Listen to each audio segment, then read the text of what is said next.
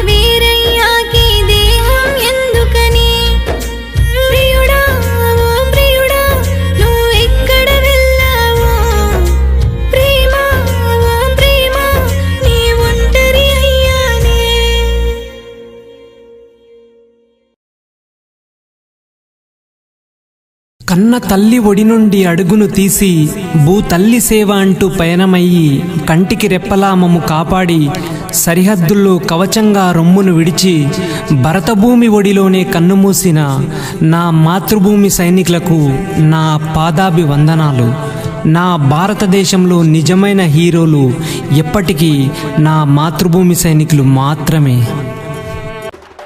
కన్న తల్లి ఒడి నుండే అడుగును తీసి తల్లి సేవ అంటూ బాటలు వేసి సరిహద్దుల్లో కవచంగా రొమ్మును విడిచి భరతమాత నుదుటి మీద తిలకం అయ్యి కంటికి రెప్పలా మమ్ము కాపాడిన అమరుడా భరత భూమి ఒడిలోనే కన్ను మూస్తివా.